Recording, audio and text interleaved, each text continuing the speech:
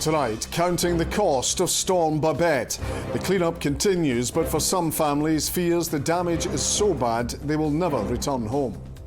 It's actually started to sink in what's happened, and coming back here, it sort of feels like grief a little bit. It's sort of ebbing and flowing. Also making the headlines, aid and medical supplies begin the slow journey into Gaza amid calls from families to allow a safe crossing for those trapped in the war-torn area. In sport, Brendan Rodgers says Celtic are relishing the challenge of facing one of the world's top teams in Atletico Madrid. And the Scots taking a chance and hoping they'll be the winners who take it all in TV's latest talent show.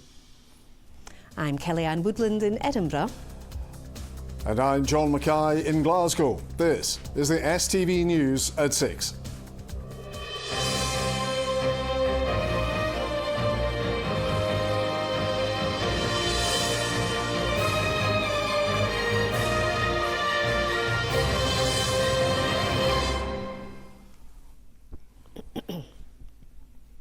Good evening. The First Minister has told those affected by Storm Babette it will be a long road to recovery as he visited some of the hardest hit areas.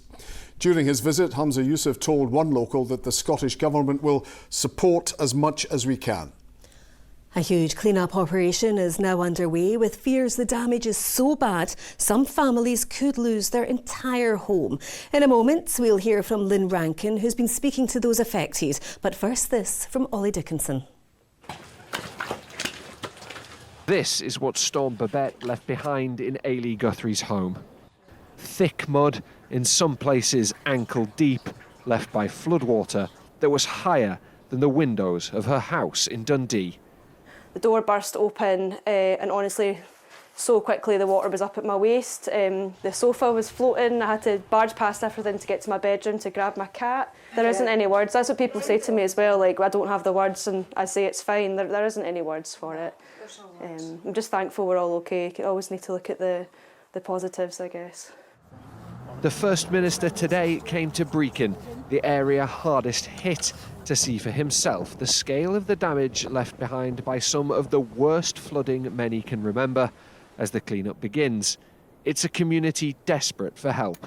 I'm afraid it's going to be a long journey to recovery given the devastation and the scale of the impact. My job is to assure local residents, local businesses, as much as we possibly can, that we're working hand in glove with the local council. They will get funding, we'll provide that assistance where we can. We've opened up the Bellwind scheme, which is a discretionary scheme there for local councils when it comes to kind of major incidents such as this. Storm Babette has now claimed the lives of 3 people in Scotland. Wendy Taylor died after being swept into the fast-flowing River Esk, and the driver of a van who died last Thursday when it was hit by a falling tree has been named as John Gillan, whilst the body of a missing man who became trapped in his car in Marykirk has now been discovered. Meanwhile, at this caravan park near Brecon, residents had to be evacuated in the early hours of the morning. The water here was so strong it moved whole static homes, dumping them across their plots. Many have lost everything. We're living in rented accommodation that was furnished. So when we moved here, Scott had this furnished for us, and we've taken 10 years to get the place to, our home, and now we've lost everything. It's devastating. Tonight, as the clean-up continues, experts say insurance claims could run to £500 million across the UK. Ollie Dickinson, STV News. Well, Lynn Rankin is in Brecon for us. And Lynn, we've seen the start of the clean-up in Ollie's report, but months of misery ahead for many. Yes, this is part of Brecon's flood defence scheme, which was washed away by the sheer force of the river on Friday. Now, it's not the first time that Brecon has suffered from flooding. In fact, many people can't get insurance as a result. Now, hundreds of people here have lost everything. I spoke to one woman who's now been flooded for the 4th time in 20 years. She says this is by far the worst, and she doesn't expect to be back in her house until around a year's time. time. Tonight, a special message for the people of Brechin from King Charles. He said he and his wife, Queen Camilla, were deeply concerned to learn of the extent of the damage to people's property, adding, "Our hearts go out to all those whose lives and homes have been affected by this disaster." Lynn in Brechin, thank you. Meanwhile, as the Israel-Gaza conflict continues, the First Minister says his parents-in-law, who are stuck in Gaza, have only 6 bottles of clean water to share between 100 people.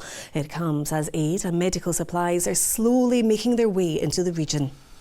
Hamza Yusuf says he is pleading with the UK government to open a safe crossing. A woman whose husband is also trapped in Gaza told STV News that he's in contact with the First Minister's parents-in-law. Vanessa Taff reports. Yola is desperately waiting for news of her husband. He went to Gaza to visit family. Before he left, he laid out his bag and jeans for work, but he hasn't been back. I'm a mess. As you can see, I'm sitting here and crying because it's been dragging for days and days now, and we don't even know when that nightmare is going to end for us. Contact has been scarce and infrequent, but the worry is ever present. I don't know if my family is going to be alive. In the morning, I'm checking the civil register to see if the names are still there, because we don't have any contact. There is no electricity, there is no signal. I'm just, very, very stressed, very, very stressed. Yola's husband isn't the only Scot waiting for news of how to escape the conflict. He's been in contact with the First Minister's mother-in-law, who is also trapped. I actually spoke with her on the phone because I was concerned because Eunice's battery was going down and I didn't know if they cross, how I'm going to even know. So bless her, she took my number. She reassured me that if something happened, she would let me know, she would call me. My mother-in-law just told me they're down to 6 bottles of clean drinking water. That's in a household of 100 people. And they've got 6 bottles of water. So aid needs to get in. It needs to get into the people who need it. And the border needs to open to let people out. Over the weekend, calls intensified for the UK government to do more to help. Limited supplies are slowly making their way into Gaza. Today, the Prime Minister announced plans to double the aid effort to £20 million. Opposition leaders now branding the situation as a humanitarian emergency. Will he now, given the severity of this appalling situation, agree that a ceasefire is required in the region? Mr. Speaker, I would characterise the situation differently to the honourable gentleman with the greatest of respect. Israel has suffered an appalling act of terror. It has the right to defend itself and ensure that something like this does not happen again. Meanwhile, Scotland's Jewish community are being offered specialist support to process what's happening in Israel. We've been offering people a series of support groups and a network that they can come, they can discuss with each other and their peers about what's happening, just to help people try and rationalise what's going on and to know that they're not alone in Glasgow feeling the same feelings that quite frankly we all are. The First Minister is set to make a statement in Holyrood tomorrow. Loved ones like Yola will be listening closely for news which could help bring her husband home. Vanessa Taff, STV News. A woman who missed her mother's death due to COVID restrictions in care homes says it will haunt her for the rest of her life. Natasha Hamilton is campaigning to change the law so families will always have access to loved ones in care regardless of future pandemics. It comes as Natasha and many other care home relatives are preparing to give evidence at the Scottish COVID inquiry, which begins tomorrow. Here's our political reporter, Laura Alderman. I didn't realise my mum going into care home would mean that contact could just be ripped away from me. In March 2020, the COVID pandemic forced care homes into lockdown. And for months, Natasha could only see her mum Anne through a window in a bid to stop the virus from spreading. Anne's health deteriorated and her dementia worsened, but still, in her final moments, when other COVID restrictions were easing, strict rules remained in care homes. I got to my mum's door just as she passed away. I missed seeing my mum within seconds or minutes. So that's quite hard to kind of deal with. For the rest of your life? Yeah, it haunts me that, yeah. It haunts you? Yeah. Just thinking about where I was and what was having to wait my turn to go and see my mum, and you missed her because of rules. That's it. It was just rules that didn't really make sense to me, especially at that time. Natasha and other care home relatives are preparing to give evidence to the Scottish COVID inquiry, which starts tomorrow. I hope that somebody somewhere is able to say that what happened to care home residents was wrong and should be put in place. So hopefully that we'll get some support from the inquiry that Anne's Law should be put into legislation sooner rather than later. Anne's Law would ensure care home residents can still see loved ones even during future pandemics. It's currently embedded in the Scottish Government's National Care Service Bill, which has faced numerous delays. The issue was thrown back into the spotlight today at an event at Edinburgh University. What the academic research tells us, what the families tell us, is that there is a need to put better provision and better rights for families in place in the future. And I think policymakers should really reflect and think about a different route now to put Anne's Law in the statute book, given that they have all accepted that it's needed. But it's quite clear that the Scottish Government haven't kept their word on this. I think what is concerning is the National Care Service has a version of Anne's Law that's not good enough, and I hope today's conversations can really make sure that we see Parliament on a cross-party basis look at this again. The Scottish Government says it's using existing and newly strengthened powers to ensure the foundations of Anne's Law are being introduced now, and protecting the rights of residents and their loved ones is a priority. Laura Alderman, STV News, Edinburgh. Better air quality monitoring is needed to accurately assess the impacts of pollution on people's health. Researchers from Stirling University say people with respiratory conditions such as asthma may not be linking their systems to polluted air. As many as 3,500 premature deaths are linked to air pollution in Scotland every year. Researchers say more needs to be done to help those most at risk, as Caroline Lewis reports. I was diagnosed with asthma, I think when I was 2 or 3 months. I started having asthma attacks, having to get oxygen therapy in hospital. Dust and pet hair are just some of the things that can exacerbate asthma symptoms. But despite being a lifelong sufferer, Alejandra wasn't aware of the more invisible triggers. Whenever I'm going down the street, I have the purpose of going somewhere, so I don't think I really reflect on how traffic or anything else is impacting my asthma. I think I just focus on my asthma whenever I find a clear trigger to it. She's been taking part in a study looking at the impact air pollution has on people with lung conditions. This customised air quality monitor and GPS tracker have been everywhere with her, monitoring her exposure to microscopic particles. What I had to do was basically wear a bag and record per hour what were my symptoms, where was I, if there were any triggers to my asthma, if I had to be walking, what type of activity was I performing, if I was sitting, if there were any windows, just basically anything describing the environment I was at. The research found that despite triggering symptoms, people with asthma weren't linking them to poor air. It's estimated air pollution causes thousands of premature deaths in Scotland every year. There are around 100 static air quality monitoring stations like this across the country. But researchers say a more individual approach is needed. Poor air quality impacts everybody, and there is no safe level of exposure to air pollution. So personal exposure monitoring and the data feedback that can provide is a useful way for sort of identifying the microenvironments or the activities associated with asthma symptom prevalence, which can then be used by the person to sort of manage their conditions, so target that with a behaviour change. The team hope the personal monitors could be developed as part of a care package for asthma sufferers and make the invisible pollutants plain to see. Caroline Lewis, STV News. Nicola Sturgeon has passed her driving test at the age of 53. The former First Minister, who quit in March, set out one of her goals as learning to drive. In a social media post, she said her successful pass shows it's never too late in life to do something new. A week of strike action has started across Glasgow's museums in protest over planned job cuts. 38 roles are at risk, including curators, conservators and technicians. Around 70 members of the Unison Trade Union are walking out all this week. Glasgow Life says its savings ensure none of the museums will close and that they retain the potential to rebuild services in the future. The argument has been made, we're keeping the museums open, but the cuts are being made to the staff essentially behind the scenes. the staff that actually do the work. It feels like there's a lack of acknowledgement and understanding of actually what a museum is and the work that goes on behind it. This is a political choice which Glasgow City Council's political leadership now need to face up to. They either make these cuts in the museum service, face further strikes and a deterioration in services, or they have to get round the table with us with more money on the table to save these jobs.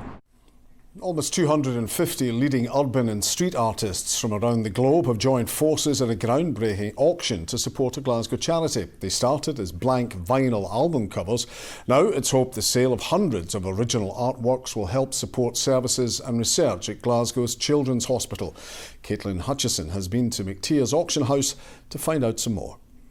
Hundreds of artworks to help countless children and their families in hospital. It's the brainchild of art enthusiast Steve McGill, who's now getting ready for the third and final art auction in support of Glasgow Children's Hospital charity. A company in Edinburgh very kindly donated us 250 blank album covers, which we sent out to a bunch of artists, and the result is what you see around you. We've got street art, we've got urban art, we've got artists who are local, artists who are from the other side of the world, who probably don't even know where Glasgow is, but they've still all come up with incredible works. And there's something for everyone. To make it as accessible as possible, the auction includes stunning works in every price bracket, ranging from £30 to several £1,000s. Glasgow artist Space Boy is one of those taking part and was given a helping hand from his 5-year-old son Corey, who was keen to do his bit too. He seen me sitting drawing and he was asking me what it was for, and I said it's for a charity auction and it's for the Children's Hospital, and he said, are the children really sick? And I said yeah, and he's like, right, well I would like to do this because they need more money. So I was like, okay. It's your Jurassic Park picture. And I put a shark there. How much money would you like it to raise? $100,000. $100,000? That would be amazing. Wow. We'll need to wait until Wednesday morning to hear whether Corey's picture gets a bid quite like that. But the charity says it's already over the moon with everything going under the hammer. The money that's raised from this auction will make a huge and lasting difference to our hospital community just down the road, whether that be helping to fund new and innovative medical equipment to the family support services. All proceeds from the artworks will go directly to the charity, earmarked to fund life-changing equipment, crucial support services and research at Scotland's largest children's hospital. Caitlin Hutchison, STV News, Glasgow. Now to the sport, and it's yourself. Some of us were working all last week, John. You're doing sport? What do you mean you were working? Shocking. Good evening. Brendan Rodgers says Celtic are relishing the challenge of taking on one of the top clubs in the world in Atletico Madrid in the Champions League. The Parkhead side go into the match following the 4-1 win over Hearts yesterday.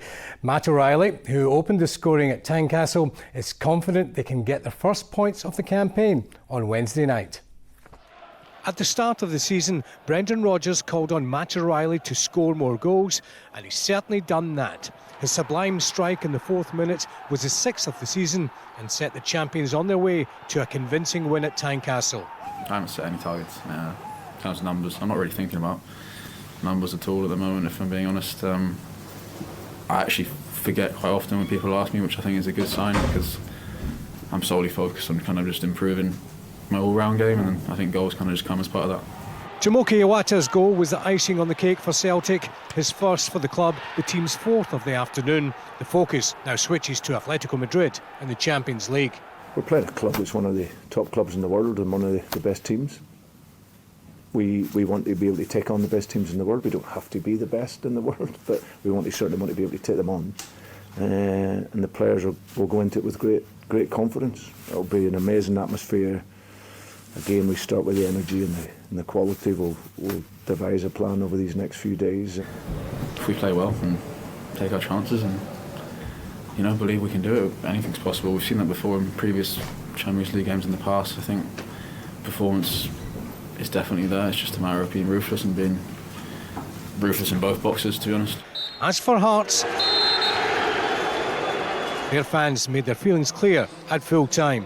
I think at home, when you drop points at home, there's always boos, and that's just a frustration that comes. I think everybody feeling the same. The players are frustrated, we're frustrated, and the fans are. So that's just a situation that occurs. Rangers striker Cyril Dessers admits his confidence had been affected after being subjected to criticism, but has backed himself to go on a scoring run. Dessers netted his first goal in 5 games in the 4-0 victory over Hibernian on Saturday as Philippe Clement's managerial reign at Ibrox got off to a winning start. At a certain moment it got under my skin and it affects your confidence a little bit. But I've been through this before in my career and I know what I can do, I know what my qualities are, and I know I will show them this season. I've scored my whole life, I know I can score goals. If I do the things right, I will, everywhere, on each level, I will make my goals. Scotland defender Nicola Docherty says taking on the world's best teams is exactly where they want to be as they prepare for a Nations League doubleheader against the Netherlands.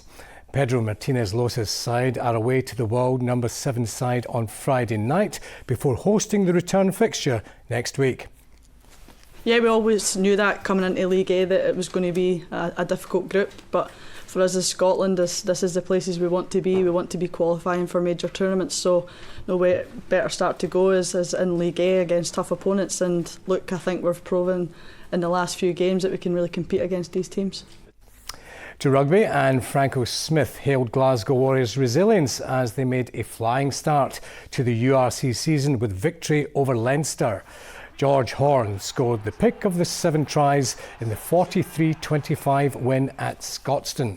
Meanwhile, Edinburgh boss Sean Everett says he wants his players to embrace the physical side of their game after coming back from 2 tries down to win away to the Dragons. Hard work. We want the players to consistently produce effort on the rugby field. I don't want ever people to say that Edinburgh don't work hard enough or they lack or they become complacent.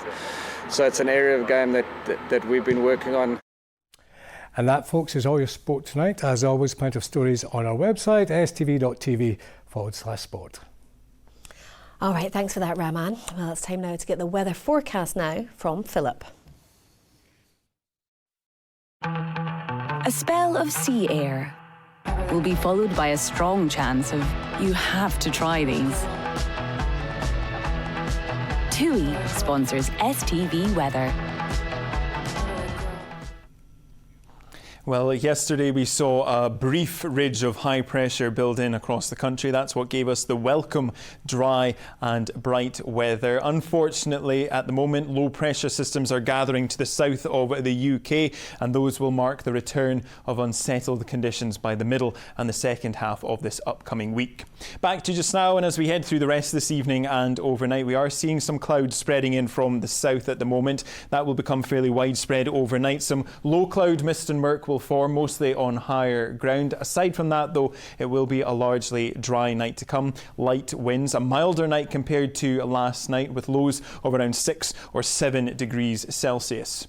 So looking ahead to tomorrow morning, a cloudy start to the day. 1 or 2 showers just spreading in from the south and the southeast through the course of the morning. Any mist and fog patches that have formed will burn off through the course of the morning. By the afternoon, it will be turning largely dry for most of us. We will see plenty of sunny spells. Again, the winds are remaining generally quite light. So temperature-wise, across western parts reaching highs of around 12 or 13 degrees Celsius. The further east we come, feeling a little bit cooler, highs of 10 or 11.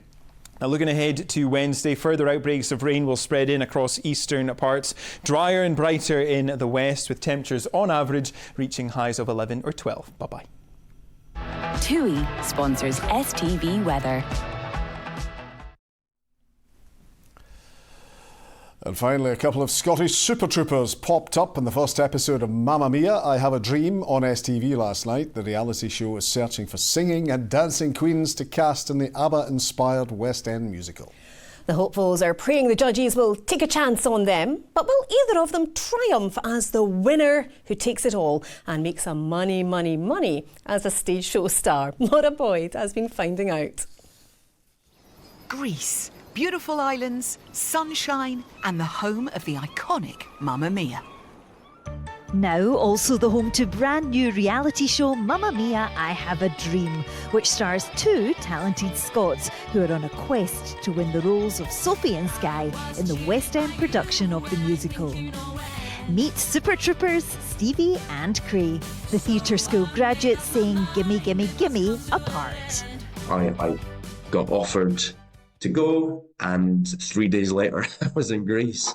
So it was all a bit of a whirlwind, but you know, what an exciting opportunity, and you just kind of roll with it. The whole experience was a pinch me moment. Every single day I was waking up going, what am I doing here? Like, what? Yeah, I think meeting the judges for the first time was a massive pinch me moment. Chiquitita, tell me what's wrong. And the judges certainly seemed keen to take a chance on these two. Stevie, you stepped up. That was really good. Who shone for you there, out of the three of them? Craig did. We will see how the pair fare in the coming weeks, but while all 14 contestants bonded, Stevie and Craig were delighted to find each other. Honestly, the first time he said his name, I was like, oh, you're Scottish. It was great. Yeah. I loved having Craig because it's just like a little bit of home with you, you know? It's just like the second that a Scottish person meets another Scottish person, you're like, we're friends and that's it. You don't get a choice. It was brilliant to have Stevie on board as well. And hopefully, you know, get to work with her at some point. So we'll see what happens. We will indeed, as the series continues on Sunday nights, and Stevie believes it's one you really shouldn't let slip through your fingers. It's all a bit of fun. Fun and excitement and singing and dancing and acting. What's more? What else could you want? What else would you want on a Sunday night? Laura Boyd, STV News. Well, knowing me, knowing you, I think I know who'll be glued to that. Mamma Mia, here we go again. Good night.